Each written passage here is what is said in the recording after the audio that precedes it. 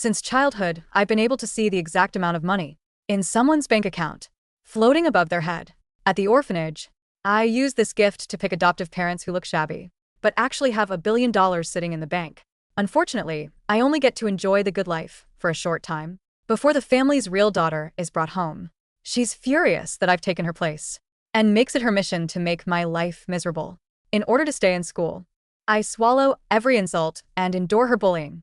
After finally graduating, I'm ready to walk away from this family forever.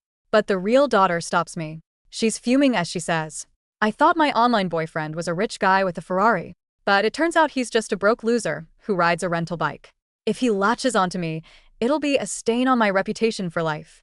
You go meet him for me. Tell him you're the one he's been dating online." I look in the direction she's pointing and see the man she's talking about. A broke nobody, but the bank balance hovering over his head has 10 digits. I swallow hard, my heart racing as I grab the real daughter's arm in excitement. Quick. "Tell me everything about your online relationship." I'll go meet him right now. The moment Yvonne read my adoptive sister saw how eager I was, she let out a mocking laugh. "Seriously? Tessa, have you never seen a man before? I can't believe you're drooling over a broke loser." She tossed her phone at me, so I could read her chat with her online boyfriend for myself. "Since you're that desperate, I'll just give him to you. Leave with him, and it'd be best if you never came back." She fat? I swallowed her cold sarcasm and kept my expression neutral. Once I had quickly memorized every detail I needed, I finally mustered my courage and walked up to the online boyfriend. Ivan no longer wanted. "Hi. I'm Cindy, the one who's been chatting with you. My real name is Tessa Reed." I smiled and held out my hand. The man's eyes lit up, clearly surprised. "This is what you look like. You're even prettier than I imagined. Nice to meet you. My real name is Calvin Fulton." Before this, Yvonne had only sent him a few blurry side profile and back view photos. Our figures were similar enough that he didn't suspect a thing. When I shook his hand, I carefully counted the long string of numbers floating above his head. I wasn't mistaken. It was 10 digits long. But what shocked me even more was that the number was steadily and rapidly increasing. Was this what being rich was like? Calvin literally didn't have to lift a finger. He could just laze around and live off interest. He'd still be filthy rich. If I could latch onto him, I wouldn't just escape my family. I probably wouldn't even need to worry about the rest of my life anymore. While I was lost in that fantasy, Calvin gave me a self-conscious look and said almost apologetically, "I dressed so shabbily and I could only come here on a rented bike. Are you embarrassed by me?" He was wearing filthy, worn-out flip-flops, and his clothes and pants were cheap and threadbare. Coincidentally, when Yvonne had chatted him up online, she played the part of a poor, pitiful young woman from a humble background. I went along with that and replied, "All my clothes are my younger sister's hand-me-downs. Looks like you're just as frugal as I am. No wonder we got along so well when we talked." Ivan had assumed that if she could sell misery and pretend to be dirt poor, she could win over some rich heir's sympathy and then get him to spend money on her. What she didn't expect was that Calvin would beat her at her own game and pretend to be poor himself to test her. When he saw that I really was dressed plainly and that my skin was sallow and my friend, I'm a little too thin, his suspicion toward me eased a bit. But his test wasn't over yet. "We can't just keep standing here talking. Let me at least buy you a meal," he said. He quickly rented a bike for me when he scanned the QR code to pay for it. He made sure I saw his old beat-up phone. I didn't comment on it. I just took out my own second-hand phone with a cracked screen and bought him a fountain soda. "Thanks for being willing to come meet me. I'm really touched," Calvin said. I wanted to see how far he was going to take this broke act. After we biked for half an hour, he finally led me into a tiny buffet place where people could get all-you-can-eat box meals for $15. When I froze in the doorway, Calvin looked at me with an expression that said, "I knew it." Even so, he rubbed his hands together, pretending to be all nervous. "Too bad I'm broke.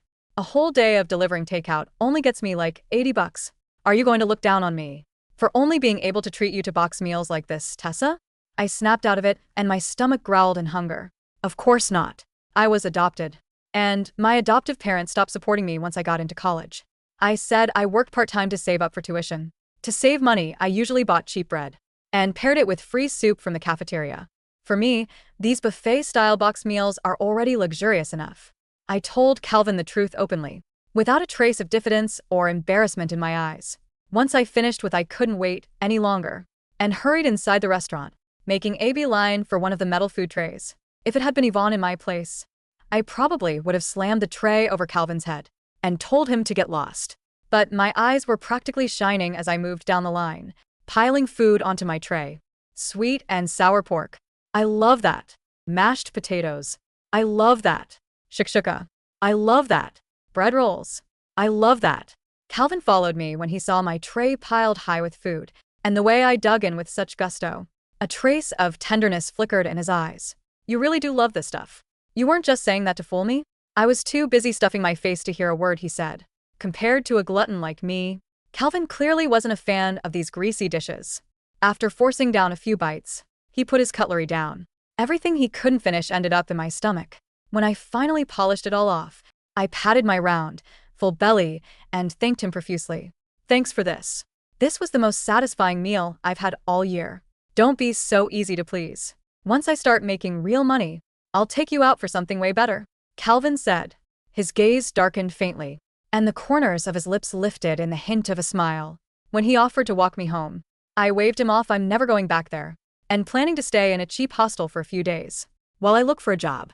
I remembered that in the chat logs, Calvin had always been curious about what Yvonne's real life looked like. Even though she'd gone missing as a kid, she hadn't suffered a day in her life. Some kind stranger had picked her up. She couldn't make up a tragic backstory, so every time Calvin asked, he just turned on the charm and dodged the question. So now when he probed about my situation, I spoke freely and without guilt. I was adopted from an orphanage a few days after they brought me home. My adoptive parents' biological daughter, who'd gone missing, was sent home by the stranger who found her. From then on, I became a thorn in her side. She came up with all sorts of ways to bully me. My adoptive parents knew about it. They just couldn't be bothered to step in. But they did at least give me food and a roof over my head. And they paid for my schooling. I'm still truly grateful to them. As Calvin listened, his hands slowly balled into fists. He asked, so you just put up with it? You let that real daughter walk all over you? I nodded and tugged at my sleeve, showing him the old scars on my arms. Somewhere from where Yvonne had burned me with matches, and somewhere from where she'd scratched me with nails. There was even one from when she'd egged a dog on to bite me. It's fine. I've already graduated from college, so I can rely on myself from now on. Once I've saved up enough money, I'll pay my adoptive parents back for everything, and officially cut ties with them. I said, Tessa, we started talking online. I honestly thought you were just pretending to be pitiful to scam me. Now that Calvin had seen everything for himself, he no longer suspected that I was lying to him. After some thought, he looked steadily into my eyes. If you could make one wish right now, what would you want?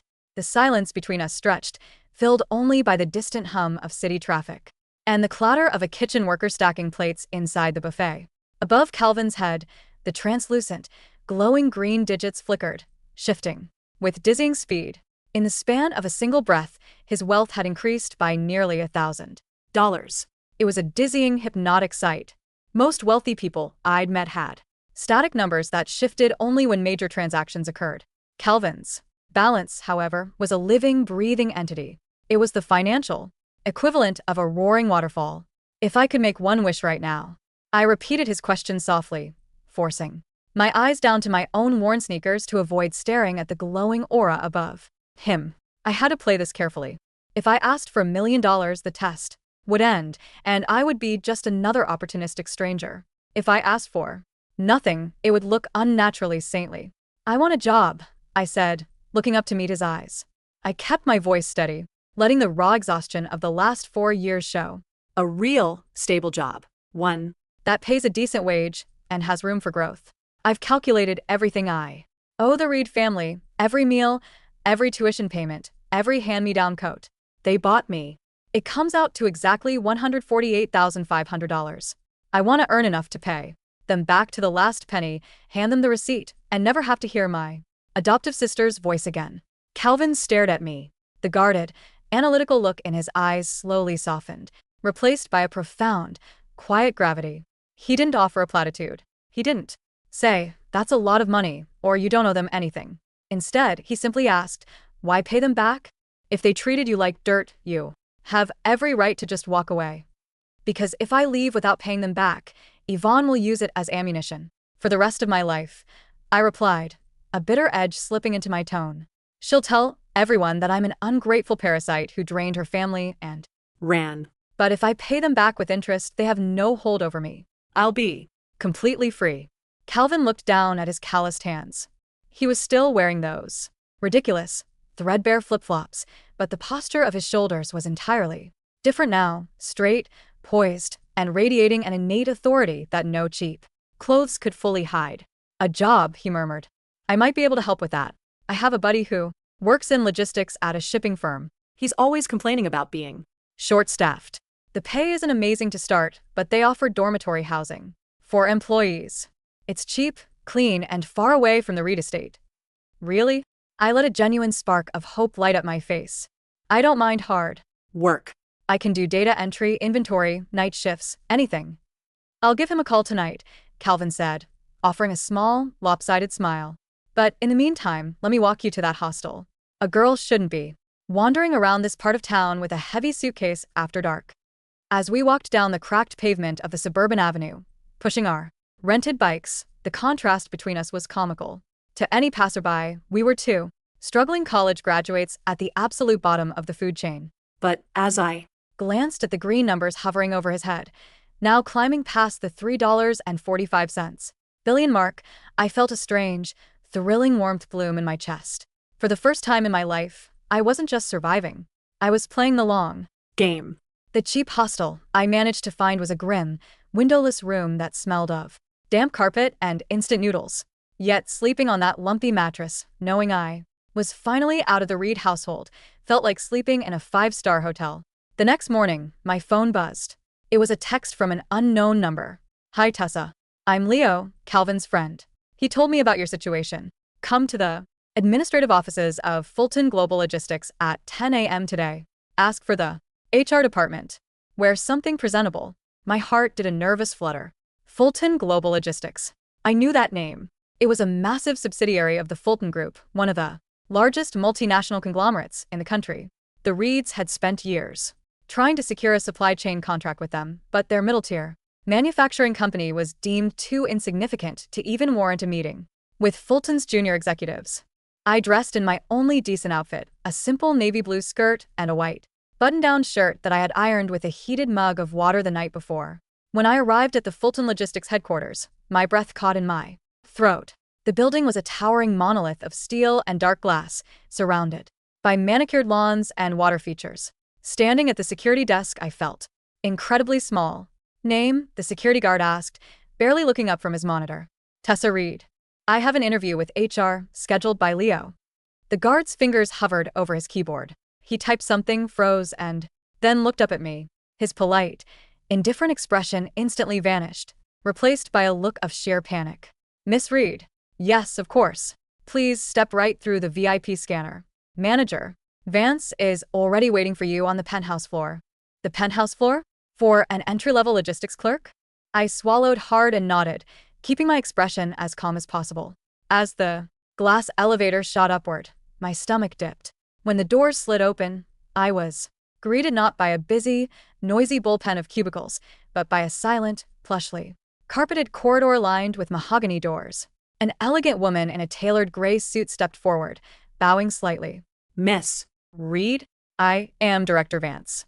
Please come this way. She led me into a sprawling corner office.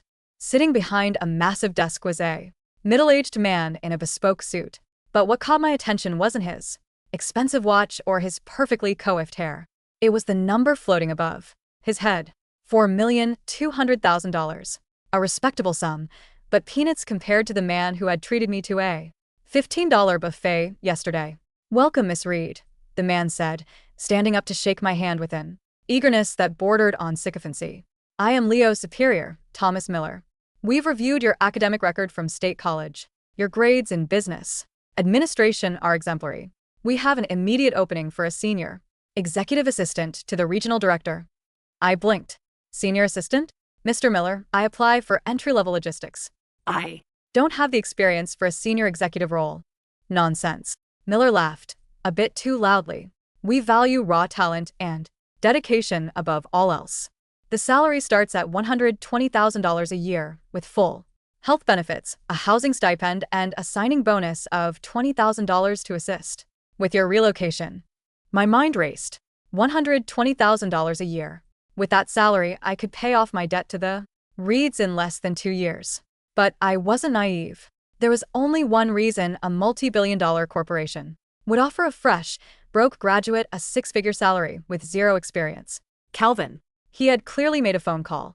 And whoever Calvin really was in the hierarchy of the Fulton Group, his word was absolute law. Does Calvin know about this offer? I asked quietly. Miller's smile faltered for a fraction of a second, a flicker of nervous sweat appearing on his brow. Calvin? Yes. The young man who referred you. He Mentioned you were a hard worker. We certainly trust his judgment. I accept, I said, not wanting to push him any further. When do I start? Tomorrow morning at 8, Miller said, looking visibly relieved. Your signing bonus has already been processed. It should clear in your account by this afternoon.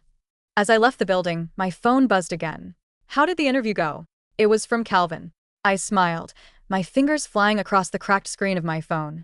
I got the job. They offered me a position in administration. Calvin, I don't know how to. Thank you. Your friend Leo must have some serious pull. A few minutes later, his reply came. He's a good guy. I told you things would work out.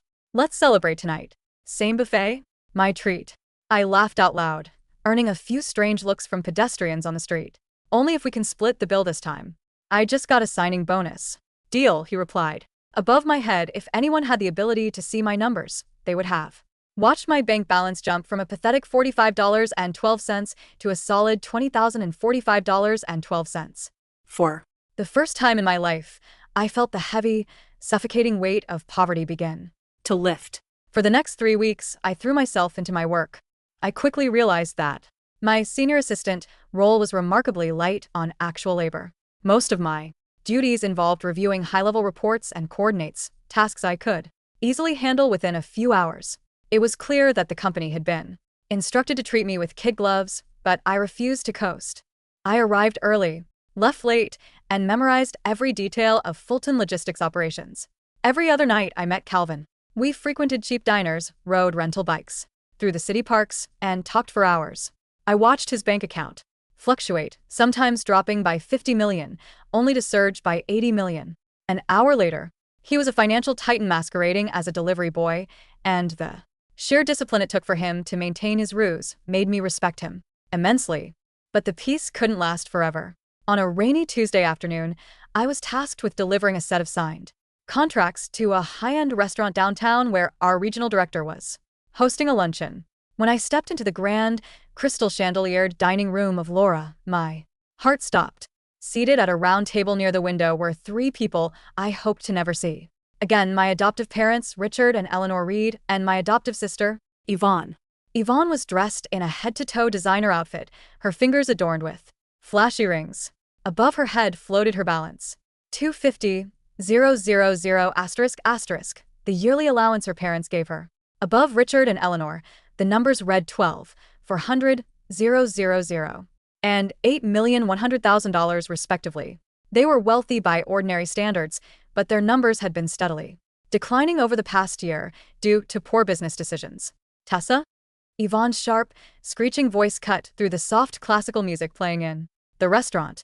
She stood up, her eyes widening in disbelief as she saw me, holding a leather folder. Richard and Eleanor turned around. Eleanor's face immediately hardened into a look of cold disapproval. What are you doing here? Yvonne demanded, marching over to me, her high heels clicking loudly against the marble floor. And what are you wearing? Is that a knockoff designer skirt? It's a work uniform, Yvonne, I said, keeping my voice calm and professional. I am here on business for my employer. Your employer? Yvonne let out a loud, mocking laugh that drew the attention of several nearby diners. Don't tell me you got a job as a waitress here? Or did you finally find a cleaning agency that would take you? I work in administration at Fulton Global Logistics, I said clearly. The laughter died in Yvonne's throat. Richard Reed's head snapped up, his eyes narrowing. Fulton Logistics? Richard stood up, adjusting his tie. You? That's impossible. They only hire Ivy League graduates or people with decades of experience. How did you get in there? I applied and I was accepted, I said simply. If you'll excuse me, I have to deliver these documents. Wait a minute. Yvonne grabbed my arm, her nails digging into my skin just like They used to when we were teenagers. You're lying. You probably snuck in here to beg for money because that broke boyfriend of yours kicked you out. How is the rental bike loser, by the way? Has he managed to buy a pair of shoes yet, or is he still wearing those disgusting flip-flops? I looked down at her hand on my arm. Slowly, deliberately, I peeled her fingers Off. His name is Calvin, I said, my voice dropping to a dangerous whisper. And he Is worth more than all of you combined will ever see in your lifetimes. Yvonne sneered, completely missing the literal truth of my words. Oh, is he? Did he get a promotion at the takeout place? Is he a senior delivery boy now? Tessa, you always were pathetic. You had the chance to live the high life with us, but you chose to be a martyr. Now you're stuck with a peasant working a low-grade clerk job. Tessa, Eleanor Reed spoke up, her voice dripping with artificial pity. If you are struggling, you only have to ask. Of course, you would have to apologize to Yvonne for your attitude before you left. But we are a charitable family. we Wouldn't want people saying we let our adopted daughter starve. I looked at the three of them. I saw the arrogance, the malice, and the deep, underlying insecurity of a family whose wealth was slowly rotting away. I reached into my bag and pulled out a small, leather-bound checkbook I had recently opened. Using my silver pen, I quickly wrote out a check. $148,500. 0. I tore the check from the book and laid it flat on the table in front of Richard. Read. The table went dead silent. Richard stared at the check, his eyes bulging as he read the numbers. This is the exact amount, down to the penny, of what it cost to raise and educate me from the day you brought me to your house to the day I graduated. I said, my voice echoing clearly in the quiet restaurant.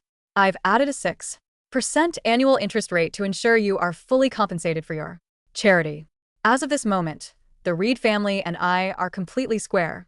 Do not call me. Do not look for me. If you or Yvonne ever touch me again, I will have the Fulton Group's legal team tie you up in lawsuits until your company goes completely bankrupt.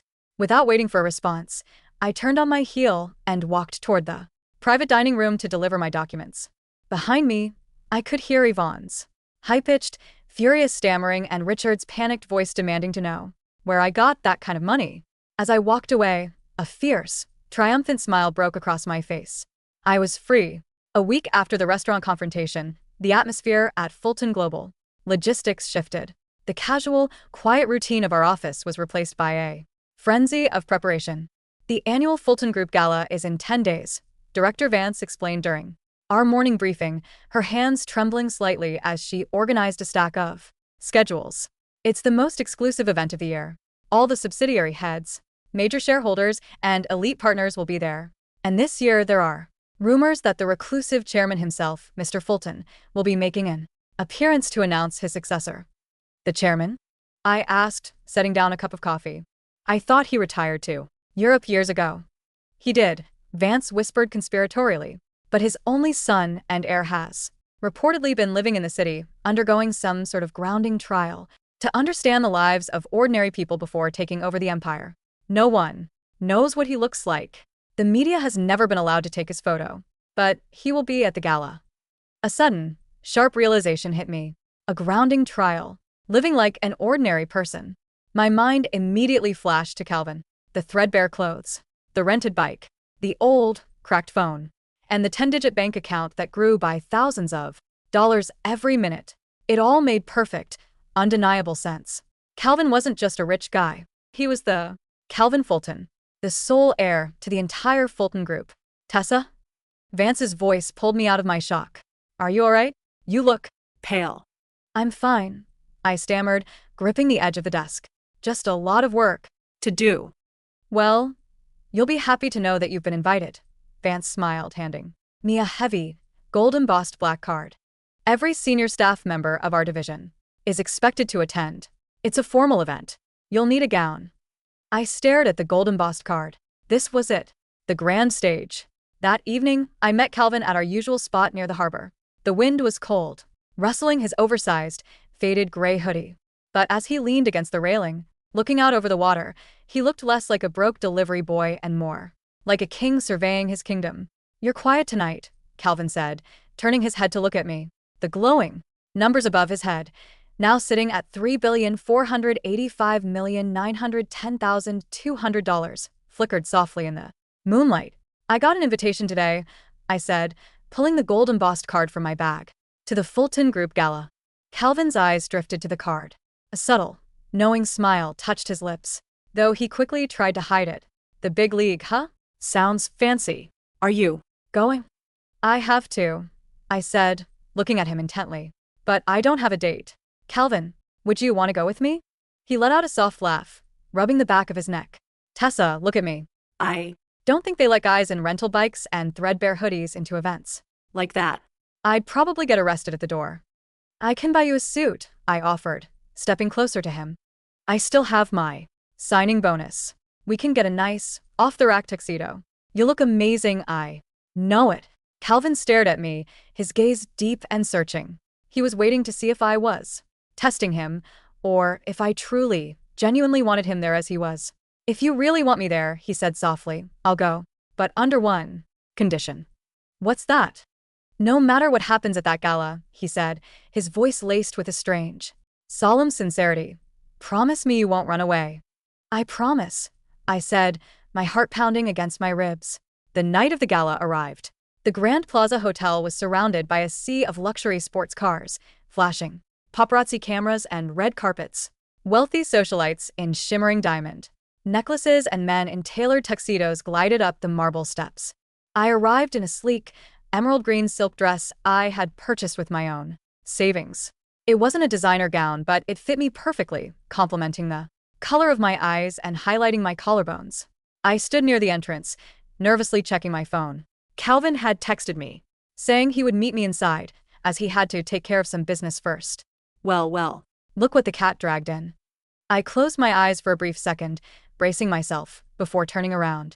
Yvonne stood there, draped in extravagant, glittering silver gown that probably cost more than my entire year's salary. Next to her were Richard and Eleanor Reed, both looking smug and self-satisfied. Tessa, Yvonne sneered, looking me up and down with intense jealousy. I see. You managed to buy a decent dress. Did you drain your entire bank account for that? Or did you steal it from your company's petty cash? Yvonne, please. Eleanor sighed, though her eyes were just as cold. Let's not make a scene. Though, Tessa, I must say, I am surprised to see you here. This is an event for high society. A low-level assistant shouldn't be mingling with the board of directors. I was invited, I said calmly, and I have every right to be here. Oh, really? Yvonne laughed. And where is your broke boyfriend? Did he ride his rental bike onto the red carpet? I've been looking around for a guy in flip-flops, but the security guards seem to have kept the trash outside. He will be here, I said, my voice steady. And you might want to watch your mouth, Yvonne. You never know who is listening. Please, Yvonne mocked, waving her hand. The only person listening to a loser like him is the garbage man. Now, if you'll excuse us, we have a meeting with the director of logistics. We're going to secure our contract tonight, and there is absolutely nothing you can do about it. They swept past me, noses held high in the air. I took a deep breath, smoothing down my dress, and walked into the grand ballroom. The room was breathtaking. Giant crystal chandeliers hung from the vaulted ceilings, casting a warm, golden glow over the hundreds of wealthy Guests. Suddenly, the lights dimmed. A hush fell over the crowd as a spotlight focused on the grand staircase at the end of the ballroom. A senior executive, whom I recognized as the national CEO of the Fulton Group, stepped up to the microphone on the stage. Ladies and gentlemen, the CEO's voice echoed through the hall. Thank you for joining us tonight. For the past 3 years, the future of our empire has been shrouded in mystery. As many of you know, the chairman's heir has been undergoing a strict, hands-on trial in our city, living without his name, his wealth, or his status to understand the true core of our business and our people. The crowd murmured in excitement. I saw Yvonne and the Reeds leaning forward, eagerly, their eyes shining with greed. Tonight, that trial officially ends, the CEO continued. It is my absolute honor to introduce the new chairman and CEO of the Fulton Group, Mr. Calvin Fulton. The doors at the top of the grand staircase opened. A man stepped out into the spotlight. He was dressed in a flawless, bespoke midnight blue tuxedo that fit his broad shoulders perfectly. His hair was styled back, revealing a sharp, aristocratic jawline and piercing, intelligent eyes. But it was the numbers floating above his head that made my heart leap into my throat. $3,495,210,000. It was Calvin. The ballroom erupted into thunderous applause. I watched in awe as he walked down the staircase with an effortless grace and authority that commanded the entire room. As he reached the bottom of the stairs, his eyes swept over the crowd. He Bypassed the line of bowing executives, the fluttering socialites, and the eager politicians. His eyes locked onto mine. A soft, warm smile broke across his face, the exact same smile he had given me over a $15 buffet. He began walking straight toward me. The crowd parted automatically, whispers rising like a wave. Who is she? Is that the girl he was with during his trial? She's gorgeous.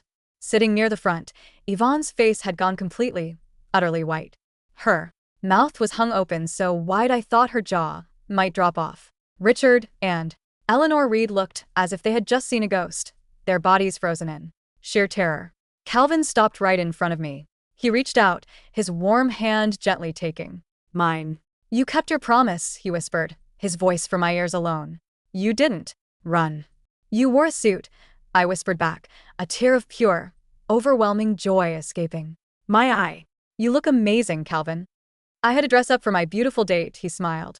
He turned to the crowd, keeping my hand firmly clasped in his. The microphone was brought to him. Thank you, everyone. Calvin's voice rang out, powerful and steady. During my 3 years of living in the city as a commoner, I learned a lot about business. But more importantly, I learned about people. I learned that some people value only status, wealth, and power, and will treat those they deem beneath them with utter cruelty. His eyes drifted deliberately toward Yvonne and the Reeds. The three of them looked as if they wanted the floor to open up and swallow them whole. But I also met someone who didn't care about any of those things, Calvin continued, looking down at me, his eyes filled with a deep, unwavering tenderness. Someone who was willing to share her last dollar with a broke delivery boy on a rental bike, who worked hard to earn her own freedom, and who saw me for who I was, not what I possessed. Tonight, I am proud to introduce Tessa Reed as my partner, both in life and in the future of the Fulton Group. The applause that followed was deafening. Yvonne slumped back into her chair, her face twisted in a mixture of bitter envy and absolute ruin. The contract her family had spent years begging for was now gone forever, and her reputation in high society was completely shattered. She had handed her golden ticket directly to the sister she had spent her life tormenting. But I wasn't looking at Yvonne. I wasn't looking at the shocked faces of my adoptive parents. I was looking at Calvin. As he leaned down to press a soft kiss to my cheek, I glanced up at the numbers, hovering above his head. They were still climbing, faster than ever. But for the first time in my life, the numbers didn't matter. I didn't need a gift to know that I had just found the greatest treasure in the world.